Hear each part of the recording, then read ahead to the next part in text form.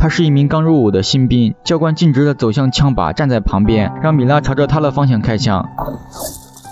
教官愣住了，一个新兵竟打出了9环的好成绩，而这将正式开启他狙击女王的传奇人生。1941年，还是学生时期的米拉就展现出了惊人的射击天赋。在学校的一个俱乐部里，米拉要跟几个男生比赛射击，男生们都嘲笑他，枪可不是女孩子该碰的。在教练的指导下，米拉非常冷静。当教练上前查看成绩时，他很惊讶，竟然中了47环，米拉获胜，而这却是他第一次拉枪。这一年，德军在没有宣布开战的状态下，对苏联边境发起进攻，学校里开始大量征兵入伍。米拉的射击天赋被一个军官发现，为了保家卫国，米拉不顾未婚夫的反对，毅然决然地选择参军，当一名狙击手。但要当一名狙击手，可不仅仅只会打枪这么简单。来到军队的第一天，教官没收了所有人的私人物品，洋娃娃、高跟鞋，还有衣服。因为来到这里就意味着他们不再是一个女人，而是一名战士，这些东西会妨碍他们的训练，在战场上很有可能是要命的。教官将这些东西一把火烧了之后，他们开始接受高强度训练。狙击手要想神不知鬼不觉，匍匐练习是他们的基本功。在这里，他们并没有因为是女人而被优待，他们要和其他男士兵一样，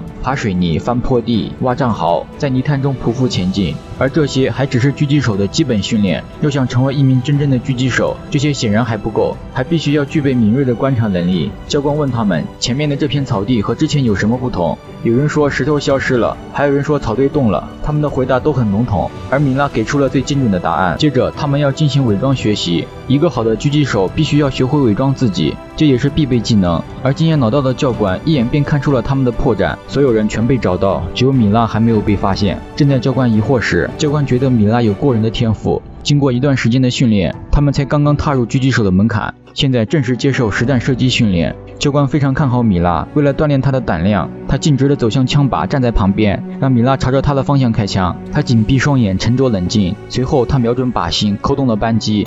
教官愣住了，一个新兵竟打出了9环的成绩，他果然没有看错，米拉具备成为顶尖狙击手的潜质。正当他准备重点培养米拉时，一个军官来到训练营，他递给教官一份文件，因为前方战事告急，军队急需士兵补充。教官看完文件非常气愤，这些新兵才刚刚接受射击，他们还没有完成训练，但军令如山，纵使他再不舍，也只能签字同意。他嘱咐军官，米拉非常优秀，需要对他重点培养。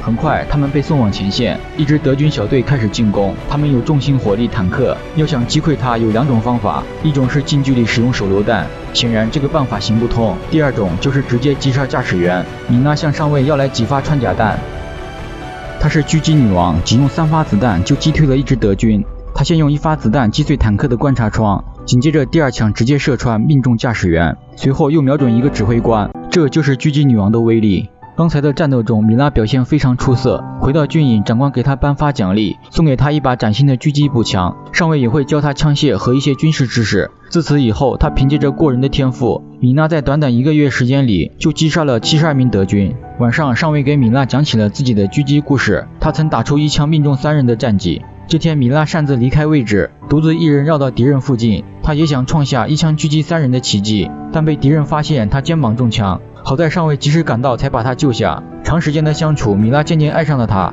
他跟上尉表白，但遭到拒绝。因为战争，他无心考虑个人感情问题。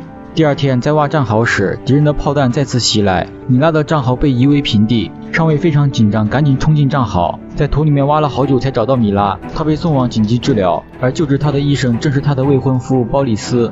原来他不放心米拉，在他走后不久也选择了参军，成为一名军医。看着上尉一直陪着米拉，他心里非常难受，但他还是尊重米拉的选择。等米拉伤势稳定后，上尉再次返回战场，米拉却日夜期盼上尉的归来。终于到了前线士兵退下来的日子，他非常开心，整理好了自己的妆容，准备迎接上尉的到来。但他并没有出现，战友只带回了他的遗物。接过爱人的狙击步枪，米拉的手不停地颤抖，她非常悲痛，一股怒火在心中爆发。重新回到战场的米拉充满仇恨，面对敌人，他不选择一枪击毙，而是不打要害，慢慢折磨。看着敌人的惨叫，米拉露出了笑容。他的新搭档列昂却看不下去，帮他解决了痛苦。列昂的做法让米拉非常生气，他的这些话让米拉非常触动，开始慢慢接受这个新搭档。他们一起完成了不少狙杀任务。在一次新年酒会上，有人调戏米拉，发生了冲突，列昂上去就给了他一拳。此后2人的关系更近了一步。一次在执行任务时，他们进入了一片雷区，整片土地瞬间被爆炸笼罩。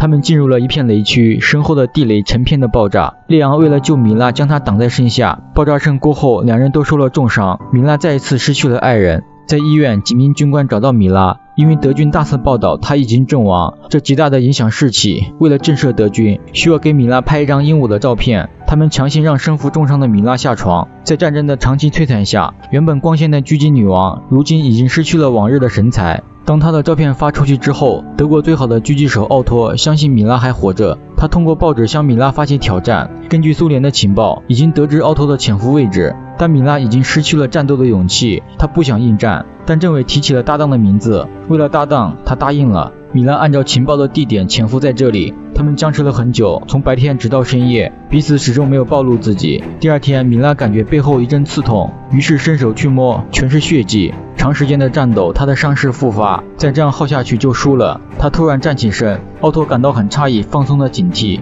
两人的位置都被暴露。米娜右肩被打中，而奥托被击中了喉咙。在他的包里发现了他与妻子的结婚照，米拉不由得落下眼泪。从前那个聪明的女孩，如今却成了战斗机器。她已经不知道在为何而战，她杀掉的可能是一个敌人，也可能是一个家庭。而尽管有米拉在，也改变不了战争局势。苏联在这场战斗中节节败退，坚守了250天，他们再次面临撤退。因为是党务人员的身份，鲍里斯获得了提前转移的通行证。他带着奄奄一息的米拉赶往港口，在码头，他们回忆起了从前的点点滴滴。如果没有这场战争，或许他们都结婚了。而在准备出发时，鲍里斯却没有登艇。原来他骗了米拉，根本没有2张通行证，那是他自己唯一的一张能活命的通行证，他给了米拉。为了爱人，他甘愿留下。登艇后，米拉打开箱子，看到了一张通行证和那枚他没能戴上的戒指。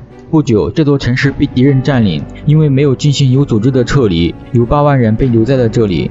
这是二战的一个真实故事。有的米拉·帕夫里琴科，这位传奇的狙击女王，在二战期间一共狙杀309名德军，其中包括36名德军狙击手。这个数字震惊了全苏联，也震惊了整个世界。她被苏联授予英雄荣誉称号。之后，米拉没有再回前线，成了一名狙击教练。1974年，米拉去世，享年58岁。她短暂的一生承受了太多。对于米拉来说，战争是痛苦的，让她失去了太多有价值的东西。